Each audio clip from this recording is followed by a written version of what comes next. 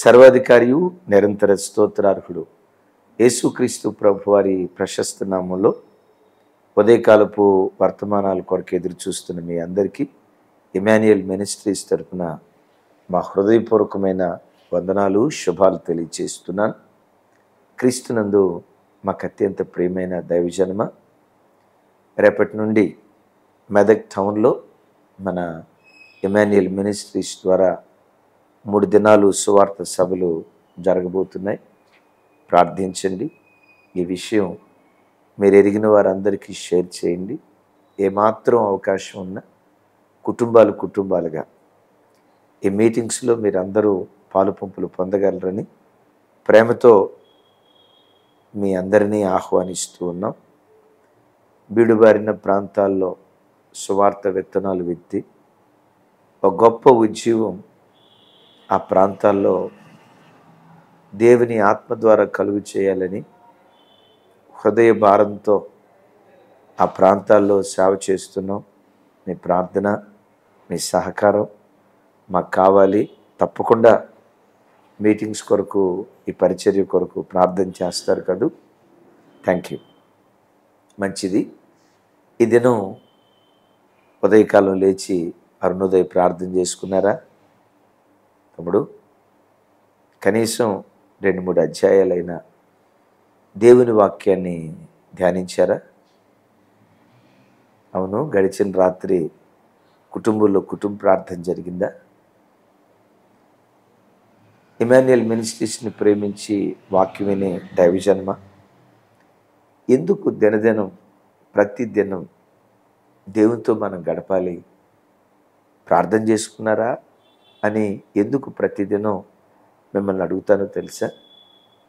పరిశుద్ధ గ్రంథమైన బైబిల్లో ఒక దివ్యమైన మాట రాసి ఉంది. ఎందుకు దినదినం మనం దేవునితో గడపాలి? దేవునితో గడపటం వల్ల మన ఆధ్యాత్మిక జీవితంలో, అట్ దట్ సేమ్ టైం మన భౌతిక జీవితంలో ఎలాంటి దీవెన మనం చవి చూడగలుగుతాం? రండి వాక్యాన్ని ధ్యానించుదాం. సామెతల గ్రంథం 8వ అధ్యాయం 34, 35, 36 వచనాలు. అనుదినము నా గడప యొద్ద కనిపెట్టుకుని, నా ద్వారబంధము యొద్ద కాచుకుని, నా ఉపదేశమును వినువారు ధన్యులు. నన్ను కనుగొనువాడు జీవమును కనుగొను. యెహోవా కటాక్షము వానికి కలుగును. నన్ను కనుగొనని వాడు తనకే హాని చేసుకొను. నా యందు అసహ్యపడు వారందరూ మరణమును స్నేహితురు. విన్నారా? సామెతల గ్రంథకర్త అంటాడు, అనుదినము నా గడప యొద్ద కనిపెట్టి, నా ద్వారబంధము యొద్ద కాచుకొని, నా ఉపదేశాన్ని వినువారు ధన్యులు. అనుదినము అన్నాడా? అప్పుడప్పుడు అన్నాడా? అనుదినము అన్నాడా? బుద్ధి పుట్టినప్పుడు అన్నాడా? ఇక్కడ వాడిన పదం ఏంటంటే అనుదినము నా గడప యొద్ద కనిపెట్టి, నా ద్వారబంధము యొద్ద కాచుకుని, నా ఉపదేశాన్ని వినేవాడు ధన్యుడు అంటాడు. Praise the Lord. నిజమే, అనుదినము ప్రభుతో మనం గడపాలి. ఇంకా నేనంట, అనుక్షణము మన ఆరాధ్య దైవం యేసయ్యతో మనం గడపాలి. ఎందుకు అనుదినము గడపాలి? అప్పుడప్పుడు గడిపితే సరిపోదా? అనుదినము గడపటం వలన ఇక్కడ భక్తుడు మాట్లాడుతూ ఒక చక్కటి మాట అంటాడు, నన్ను కనుగొనిన వాడు జీవాన్ని కనుగొంటాడు. నన్ను కనుగొనని వాడు, నా యందు అసహ్యపడువాడు, ఇక్కడ మాట్లాడుతున్న మాట మరణమును స్నేహితురు. అంటే అనుదినము ఆయనతో గడిపితే జీవాన్ని పొందుకుంటాం. పద్దాకలేం ప్రార్థన, రోజు పొద్దున్నే లేవటంతో ఏం వాక్యం, ఆ రోజు ఏం సాయంత్రం కుటుంబ ప్రార్థన, ఐపీఎల్ మ్యాచ్ చూసేది లేదు, టీవీ చూసేది లేదు, రోజు ఏం ప్రార్థన అని దేవుని సన్నిధి పట్ల ఒకడు అసహ్యపడితేనట, ఆయన యందు అసహ్యపడువారు మరణాన్ని కోరుకుంటారు. దైవజనమా, ఆయన సహవాసాన్ని కోరుకునేవాడు జీవాన్ని పొందుకుంటాడట. ఆయన సహవాసానికి దూరం అయ్యేవాడు మరణం వైపు వెళ్ళిపోతాడట. అంటే జీవము మరణము అంటే ఏ జీవాన్ని గురించి మాట్లాడుతున్నాను? యేసయ్య కొరకు బ్రతకాలనే ఆశ ఉంటుంది కదా, ఆ ఆశకు జీవాన్ని పోసేది దేవునితో, ఆయన వాక్యంతో నువ్వు చేసే స్నేహమే. అనుదినము చూడండి, మన ఇంటి ముందు ఒక చిన్న మొక్క నాట్యం. ఆ మొక్క ఎదగాలంటే, అది ఒక మహావృక్షంగా మారాలంటే రోజు ఉదయం కాస్తంత నీళ్ళు, రోజు సాయంత్రం కాస్తంత నీళ్ళు క్రమం తప్పకుండా అనుదినం పోస్తా ఉన్నాం అనుకోండి, ఆ చెట్టు ఆ మొక్క జీవాన్ని పోసుకొని మహావృక్షంలాగా మారిపోతుంది. ఆమేన్. ప్రతిరోజు ఒక్కొక్క మగ్గు, లేకపోతే హాఫ్ మగ్, లేదు ఒక మగ్, ప్రతిరోజు ఉదయం సాయంత్రం అలా నీళ్లు పోస్తూ ఉంటే అది జీవాన్ని పొందుకొని కదా మహావృక్షంలాగా మారిపోతుంది. అలా కాకుండా వారానికి ఒకసారి పోసేటప్పుడు కూడా బకెట్ నీళ్లు పోసి మరలా 4 రోజుల దాకా దాని ముఖం చూడాల, మరలా 4 రోజుల తర్వాత 2 నెలలు 2 బకెట్లు నీళ్లు పోసావు, ఆ తర్వాత 2 బకెట్లు పోయటానికి అక్కడ మొక్కే ఉండదు, చచ్చిపోయి ఉంటుంది కదా. ఇప్పుడు మనమే ఉన్నాం, రోజు ఉదయం ఒక ముద్ద, మధ్యాహ్నం ఒక ముద్ద, రాత్రి ఒక ముద్ద కదా, అలా తినటాన్ని బట్టే జీవం కలిగి బ్రతుకుతున్నాం. వారానికి ఒకసారి భోజనం చేస్తే దైవజనమా, దేవునితో నీ సహవాసం కూడా అనుదినము ఉండాలి, అనుదినము.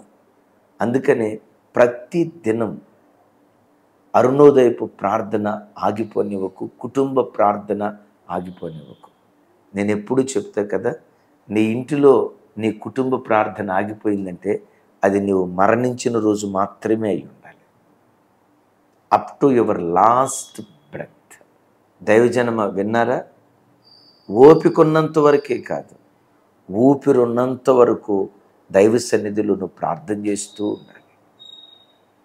నిజమే. చూడండి, ఉదయం లేవటంతో ఏమి ఎక్కువసేపు కాదు, ఒక అర్ధగంట ప్రార్థన చేసుకున్నాం అనుకోండి, 2-3 అధ్యాయాలు వాక్యం చదువుకున్నాం అనుకోండి, అలా దైవ సన్నిధిలో గడిపిన వెంటనే మన మనసులో బయలుదేరే ఆలోచనలు ఎట్లుంటాయో తెలుసా?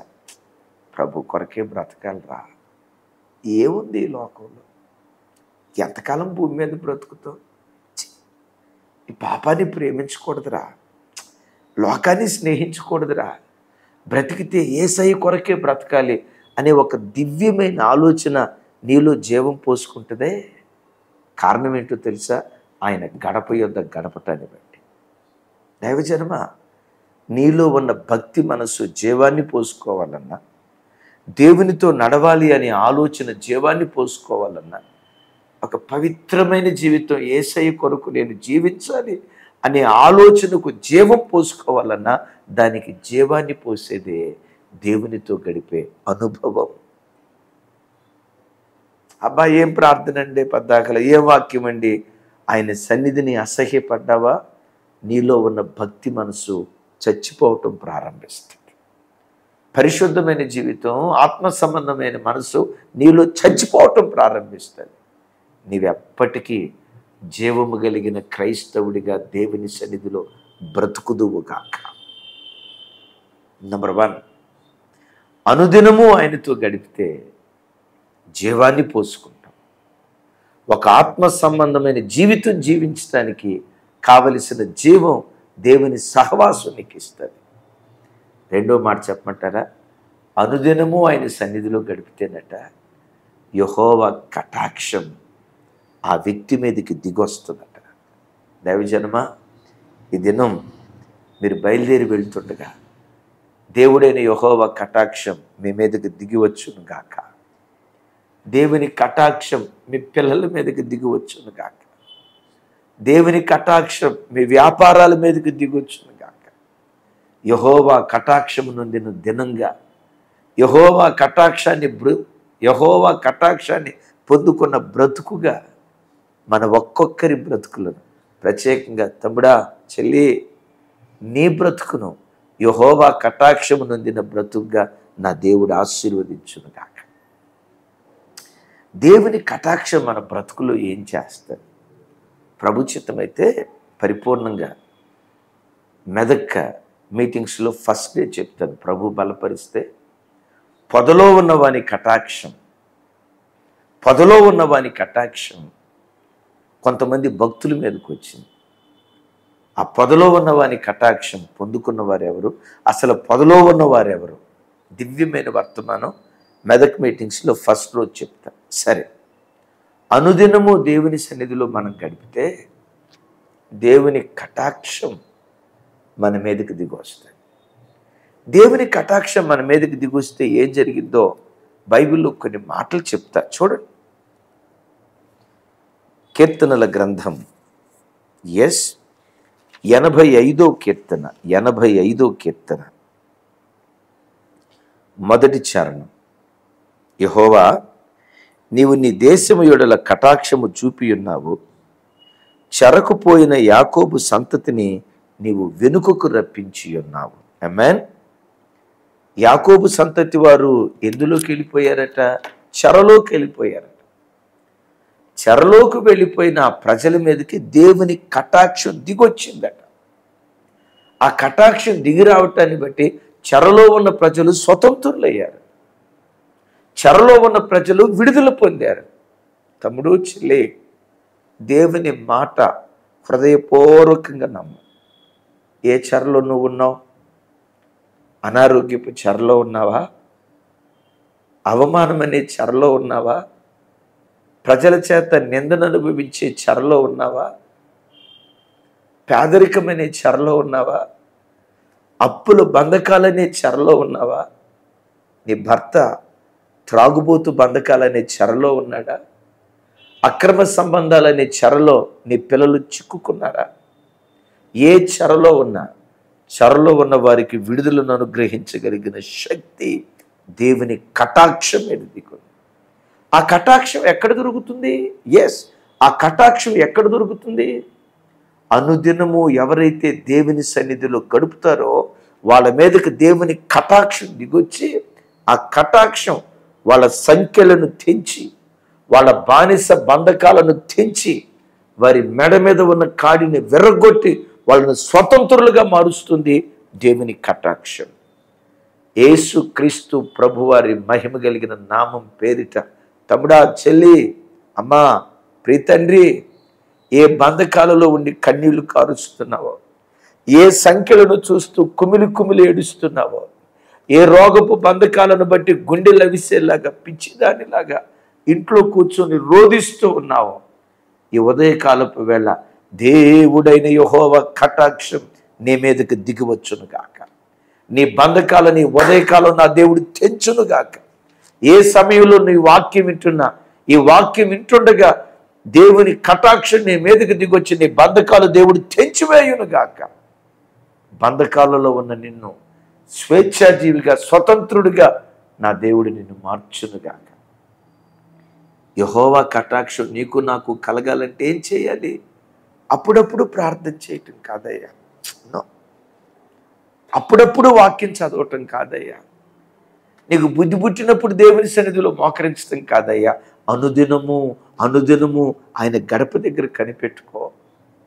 ఏదో ఒకరోజు ఆయన అనుకుంటాడు, వీడు ఇంతకాలం నా దగ్గర కనిపెట్టుకుని ఉన్నాడు కదా, ఇంతకాలం కాచుకొని ఉన్నాడు కదా, వీడి పట్ల నేను కటాక్షాన్ని చూపిస్తానని ఏదో ఒకరోజు తప్పకుండా నీ పట్ల నా దేవుడు కటాక్షం చూపిస్తాడు. రెండో మాట చెప్పమంటారా? దేవుని కటాక్షం మన మీదకి వస్తే మర్మాలను దేవుడు బయలుపరుస్తాడు. జీవితంలో ఎదురైన చిక్కు సమస్యలను అవలేలగా ఆ చిక్కుముళ్ళను దేవుడు విప్పేస్తాడు. ఎలా ఈ మాట చెప్తామో తెలుసా? దానియేలు గ్రంథం దీనికి అద్భుతమైన వివరణ ఇస్తుంది. చూడండి, దానియేలు గ్రంథం 2వ అధ్యాయం 18వ వచనంలో రాయబడిన చక్కటి మాట. 2వ అధ్యాయం 18వ వచనం నేను చదువుతాను, 17, 18 వచనాలు. అప్పుడు దానియేలు తన ఇంటికి పోయి తన స్నేహితులైన అనన్య, మిషాయేలు, అజర్యాకు ఈ సంగతి తెలియచేసి తానును తన స్నేహితులను బబులోనులో తక్కిన జ్ఞానులతో కూడా నశింపకుండునట్లు ఆ కల యొక్క మర్మము విషయములో పరలోకమందున దేవుని వలన కటాక్షము పొందు నిమిత్తమై ఆయనను వేడుకొనవలెనని వారిని హెచ్చరించెను. విన్నారు కదా, నెబుకద్నెజరు రాజు కలగన్నాడు, అందరినీ పిలిచాడు. రాత్రి నేను కలగన్నాను, నేను గనిన కళ, ఆ కళ భావనేంటో మీరు చెప్పండి అన్నాడు. అందరు చుట్టూతో ఉన్నవాళ్ళు, మాంత్రికులు, ఈ తాంత్రికులు అంతా అన్నారు, రాజా నువ్వు గనిన కళ ఏంటో చెప్పు, వెంటనే కలభావం చెప్తానంటే నెబుకద్నెజరు అన్నాడు, నేను కన్న కళ మర్చిపోయాను, నేను కన్న కళ మీరు చెప్పాలా, కలభావన చెప్పాలా అన్నారు. చూసిన ప్రజలు ఏమనుకున్నారు తెలుసా, మొత్తానికి రాత్రి నెబుకద్నెజరు రాజుకి ఏదో అయింది, మొత్తానికి మెంటలుడు అయినట్టున్నాడు. మెంటలుడు కాకపోతే ఆడికి అన్న కళ మనకెట్ట తెలిసింది? అరే, ప్రక్కన మునుకున్న భర్త ఏ కలగంటున్నాడో భార్యకి తెలియదు, భార్య ఏ కలగందో భర్తకు తెలియదు. అసలు నేనంట మనం కన్న కళలే కొన్నిసార్లు మనం మర్చిపోతాం కదా. ఎవడో కన్న కళ మనకెట్టా తెలుస్తుంది? డెఫినెట్గా వాళ్ళు అంతా అనుకున్నారు మెంటలోడు అయినట్టున్నాడు నెబుకద్నెజరు, ఆడికి అన్న కళ మనం ఎట్లా చెప్తాం, రాజు కదా అనలేకపోయారు. బయటికి లోపటైతే డెఫినెట్గా అనుకొని ఉంటారు. ఈ వార్త దానియేలు విన్నాడు, రాజా ఈ మర్మం నేను విప్పుతాను, నాకు కొంచెం టైం ఇవ్వు. స్నేహితులతో చెప్పాడు, దేవుని కటాక్షం మన మీదకి వస్తే ఈ చిక్కు సమస్య, ఈ సంక్లిష్టమైన పరిస్థితి, ఈ మర్మయుక్తమైన సంగతి దేవుడు బయలుపరుస్తాడు. యేసయ్యకి మహిమ కలుగును గాక. దైవజనమా, అద్భుతం చూడండి. షడ్రక్, మెషక్, అబేద్నెగోలు, దానియేలు నలుగురు ప్రార్థన చేశారు. కానీ ఈ మర్మాన్ని విప్పే శక్తి ఎవరికి బయలుపరచబడింది చెప్పండి? నలుగురు ప్రార్థన చేశారు కదా, ప్రభా ఈ మర్మం విప్పబడాలి, మర్మం విప్పబడాలి. నలుగురు ప్రార్థన చేశారు కదా, నలుగురు ప్రార్థన చేస్తే ఆ మర్మాన్ని విప్పే కృప దానియేలుకే అనుగ్రహించబడింది. ఆ మర్మం దానియేలుకే బయలుపరచబడింది. ఎందుకు తెలుసా? దానియేలు అనుదినము, దినమునకు ముమ్మారు, అనుదినము అంటాడు కదా ఆ రాజు, నిత్యము నీవు సేవించుచున్న నీ దేవుడు అనుదినము దేవుని పాద సన్నిధిలో ప్రార్థన చేసేవాడు. అందుకని కటాక్షం దానియేలు మీదకి దిగొచ్చింది, మర్మాన్ని బయలుపరిచారు. దైవజనమ, ఏ దైవజనుడైతే ప్రతి దినం దేవుని పాదాల దగ్గర గడుపుతూ దేవుని వాక్యాన్ని ధ్యానిస్తూ ప్రతి దినం దేవునితో గడుపుతాడో ఆ దైవ సేవకుని ద్వారా సంఘానికి మర్మాలు బోధిస్తాడు దేవుడు. మర్మయుక్తమైన సంగతులు ఆ దైవజనుడి ద్వారా లక్షలాది కొలది ప్రజలకు దేవుడు తెలియచేయటం ప్రారంభిస్తాడు. ఎవరికి? శనివారం వాక్యం చదువుకుని ప్రిపేర్ అయ్యి ఆదివారం చెప్పే సేవకుడికి కాదు, ఏదో అప్పుడప్పుడు బైబిల్ చదివే సేవకుడికి కాదు, ప్రతిదినం అనుదినం. తమ్ముడు, నీ జీవితంలో ఏవి సంక్లిష్ట సమస్యలు ఉన్నాయి? గజిబిజి గందరగోళం, ఏం చేయాలో అర్థం కాక ఏ పరిస్థితి నీ బ్రతుకులో గందరగోళంగా మారిపోయింది? ఈ వాక్యం వింటుండగా ప్రతి దినం దేవా నీతో నేను గడుపుతా, ప్రతిదినం నీ సన్నిధిలో నేను గడుపుతానని ఆయన సన్నిధిలో గడుపు. మర్మయుక్తమైన సంక్లిష్టమైన పరిస్థితులు అవలేలగా విప్పే కృప దేవుడు అనుగ్రహిస్తాడు. వాక్యం వింటున్న యవన బిడ్డలారా, అనుదినం దేవుని పాదాల దగ్గర గడపండి. మ్యాథ్స్ అర్థం కాలేదా? ఫిజిక్స్ అర్థం కాలేదా? టీచర్ చెప్తున్న సబ్జెక్టులు గజిబిజి గందరగోళంగా ఉన్నాయా? కొన్ని పరిస్థితులు సంక్లిష్టంగా ఉన్నాయా? దేవుని పాదాల దగ్గర గడపండి. దానియేలు 10 అంతల శ్రేష్ఠుడిగా ఆశీర్వదించబడినట్లు నీ కాలేజీలో, నీ చదువుల్లో, నీ తోటి వారి కంటే 10 అంతల శ్రేష్ఠుడిగా దేవుడు నిలవబెట్టును గాక. ఆమేన్. దేవుని కటాక్షం చెరలో ఉన్న ప్రజలకు విడుదలిచ్చింది. దేవుని కటాక్షం మర్మాలను బయలుపరిచే వారిగా మార్చింది. అద్భుతం. దేవుని కటాక్షం అపాయాలలో నుండి, ఉగ్రతలో నుండి తప్పిస్తాడు. లోతు అంటాడు, అయ్యా నా ఎడలను కటాక్షం చూపి, లోతు మాట్లాడుతున్న మాట, నా ఎడలను కటాక్షం చూపి, ఇదిగో సొదొమ గొమొర్రా నుంచి నువ్వు నన్ను తప్పించావు, నా పట్ల నువ్వు కటాక్షం చూపేవయ్యా అంటాడు. దైవజన్మ, లోతు కుటుంబం మీదకి దేవుని కటాక్షం దిగొచ్చింది కనుకే అపాయములో నుండి లోతు తప్పించబడ్డాడు. సొదొమ గొమొర్రా మీద అగ్ని గంధకాలు కుమ్మరించి దేవుడు ఆ పట్టణాన్ని కాల్చివేశాడు కదా. చూడండి, ఆ అపాయము నుంచి లోతును తప్పించింది దేవుని కటాక్షం. తమ్ముడు, చెల్లి, లేవటంతో యేసయ్య పాదాలు పట్టుకొని, దేవా ఈ దినమంతా నీ కటాక్షం నా మీదకి రావాలని ఉదయకాలం లేవటంతో దేవుని పాదాలు పట్టుకుంటే, ఆ దినమంతా నువ్వు ప్రయాణమై వెళ్ళేటప్పుడు పొంచి ఉన్న ప్రమాదాల్లో నుంచి దేవుడు తప్పిస్తాడు. ఎదురు కాబోతున్న యాక్సిడెంట్స్లో నుంచి దేవుడు విడిపిస్తాడు. ఈరోజు లోకంలో పరిస్థితి చూడండి. ఇంట్లో నుంచి బయటికి వెళ్ళిన వ్యక్తి సాయంత్రం క్షేమంగా తిరిగి ఇంటికి వస్తాడా లేదా అర్థం కాని పరిస్థితి.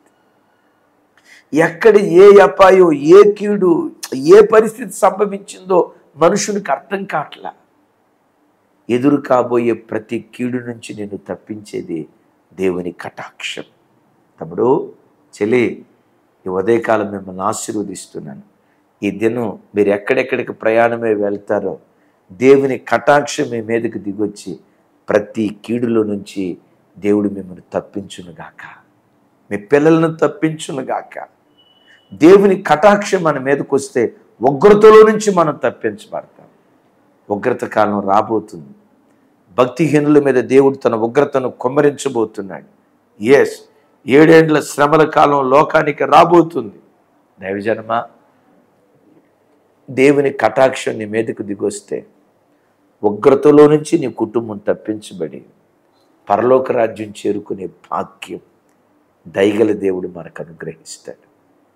ఒక మాట అడుగు, నీ కటాక్షం నన్ను దాటిపోవద్దయ్యా. మనుషుల కటాక్షం కాదు, నీ కటాక్షం నా మీదకి రావాలయ్యా అని దేవుని కటాక్షాన్ని కోరుకుందాం. ఇంకొకసారి చెప్తా, దేవుని కటాక్షం మన మీదకి దిగొచ్చేటట్లుగా చేసేది అనుదినము అనుదినము అనుదినం. ఒక తీర్మానం చేసుకుంటావా చెల్లి, తమ్ముడు? ఒక తీర్మానం చేసుకుంటావా? దేవా, ఓపికన్నంత వరకు కాదు, ఊపిరున్నంత వరకు ప్రతి అరుణోదయపు దినాన లేచి కనీసం ఒక్క పావుగంట, అర్ధగంట అయినా నీతో గడుపుతానయ్యా. ఉదయం లేవటంతో కనీసం 2-3 అధ్యాయాలైనా నీ వాక్యం చదువుతానయ్యా. పడమటి దిక్కున సూర్యుడు అస్తమించడం మర్చిపోతాడేమో, కానీ నా కుటుంబంలో కుటుంబారాధన నేను మర్చిపోనయ్యా. అనుదినము దేవుని గడప యొద్ద కనిపెట్టు, దేవుని కటాక్షాన్ని సొంతం చేసుకో. నీ బ్రతుకు యెహోవా కటాక్షము నొందిన బ్రతుకుగా నా దేవుడు నిన్ను ఆశీర్వదించునుగాక. యేసు నామం పేరిట కరుణా కటాక్షాలను కిరీటముగా ధరింపచేసి నీ బ్రతుకు కాలమంతా ఆయన కటాక్షం నిన్ను వెంబడించునుగాక. ప్రార్థన చేస్తాను, తీర్మానం చేసుకోండి. సర్వశక్తిగల తండ్రి, అనుదినము మీ గడప యొద్ద కనిపెట్టే భాగ్యం మాకు దయచేయ్యా. అప్పుడప్పుడు కాదయ్యా, బుద్ధి పుట్టినప్పుడు కాదయ్యా, మనసున్న రోజు కాదయ్యా. అయ్యా, ఆహారాన్ని అనుదినం తీసుకుంటున్నట్లుగా అనుదినము మీ గడప యొద్ద కనిపెట్టే మనస్సు నాకు నీ ప్రజలకు దయచేయ్యా. ఈ వాక్యం విన్న ప్రతి బిడ్డ ఒక తీర్మానం చేసుకోవాలయ్యా. అనుదినము నా దేవుని దగ్గర నేను గడపాలి, ఆయన ద్వారా నేను జీవాన్ని పొందుకోవాలి, ఆయన కటాక్షం నా కుటుంబం మీదకి రావాలని. అటు కృపతో ప్రతి బిడ్డను మీరు నింపుదురుగాక. యెహోవా కటాక్షము నొందిన ప్రజలుగా యేసు నామం పేరిటి ప్రజలను మీరు ఆశీర్వదించుదురుగాక. సమస్త ఘనత మహిమ ప్రభావాలు మీకే ఆరోపిస్తూ యేసు నామం పేరిట ప్రార్థించి స్తుతించి పొంది ఉన్నాం తండ్రి. తండ్రి అయిన దేవుని ప్రేమ, కుమారుడైన యేసుక్రీస్తు వారి దివ్య కృప, పరిశుద్ధాత్మ దేవుని సహవాసం మనకు సకల పరిశుద్ధులకు సదా తోడయుండి నడిపించునుగాక. ఆమేన్. Thank you. రేపటి నుంచి మెదక్ మీటింగ్స్. ఫస్ట్ డే ప్రభు చిత్తమైతే పొదలో ఉన్నవాని కటాక్షం. ఎవరి కటాక్షం? పొదలో ఉన్నవాని కటాక్షం కొంతమంది భక్తుల మీదకి దిగొచ్చింది. ఆ కటాక్షం పొందుకున్న భక్తుల జీవితాలు ఎలా మార్చబడ్డాయి, అసలు ఆ పొదలో ఉన్న ఈ వ్యక్తి ఎవరు? అద్భుతమైన వర్తమానం వినండి, పాలుపంపులు పొందండి. మెదక్ మీటింగ్స్ కొరకు తప్పకుండా మీ కుటుంబాల్లో ప్రార్థన చేయండి. కృపా సమాధానాలు మనందరికీ తోడై ఉండును గాక.